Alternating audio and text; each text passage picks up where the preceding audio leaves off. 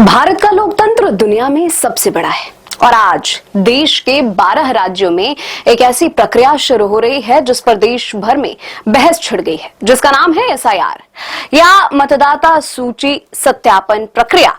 क्या है ये एसआईआर, क्यों विपक्ष इसका विरोध कर रहा है और चुनाव आयोग क्या कह रहा है, आइए समझते हैं। बिहार के बाद अब देश के 12 राज्यों में एसआईआर शुरू हो गया है। इन राज्यों में पश्चिम बंगाल, उत्तर प्रदेश, तमिलनाडु, राजस्थान, मध्य प्रदेश, केरल, गुजरात, गोवा, छत्तीसगढ़, पुडुचेरी, लक्षद्वीप और अंडमान निकोबार शामिल है। 4 नवंबर से यह प्रक्रिया शुरू हो रही है और इसे लोकतंत्र की एक बड़ी सफाई कह सकते हैं, मतदाता सूची की सफाई। अब सबसे बड़ा सवाल एसआईआर है क्या?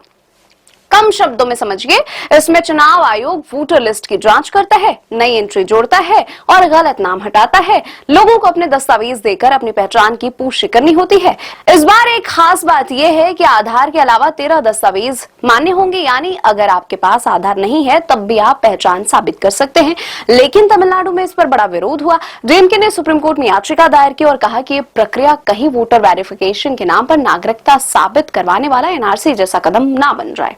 डीएमके ने तर्क दिया कि साल 2003 के बाद से मतदाताओं से अतिरिक्त डॉक्यूमेंट मांगे जा रहे हैं। हालांकि चुनाव आयोग ने साफ कहा ये 1950 से चली आ रही प्रक्रिया है, इसमें डरने की कोई बात नहीं है। चुनाव आयोग ने कोर्ट में कहा कि पहले तो यह प्रक्रिया पहले भी 10 बार हो चुकी है। दूसरा, सभी आपत्तियों पर विचार के बाद ही फाइनल लिस्ट जारी होगी। तीसरा, तमिलनाडु में 4 नवंबर से फॉर्म भराने का काम शुरू होगा। 9 दिसंबर को ड्राफ्ट लिस्ट आएगी और फिर आपत्तियां सुनी जाएंगी। इसी का कहना है कि लोकतंत्र को साफ रखना है, हर वोट की कीमत है और हर वोटर को सही पहचान देना जरूरी है। लेकिन विरोध सिर्फ तमिलनाडु में नहीं है, पश्चिम बंगाल में भी स्थिति गर्म है। सीएम ममता बनर्जी ने साफ कहा कि वो 4 नवंबर को एसआईआर के खिलाफ कोलकाता में विशाल मार्च निकालेंगी। बीएलओ यानी बूथ लेवल ऑफिसर्स भी ड्यूटी और सुरक्षा को लेकर आवाज उठा रहे। मतलब एसआईआर जैसे तकनीकी मुद्दे ने राजनीतिक लहू गर्म कर दिए हैं। विवाद क्यों है?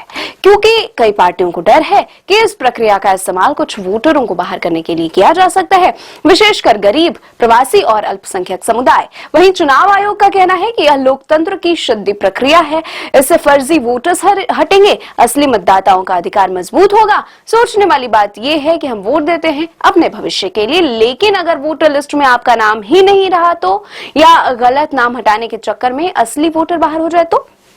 लोकतंत्र की ताकत आम जनता है और इस प्रक्रिया में जनता की सहूलियत और भरोसा दोनों जरूरी है।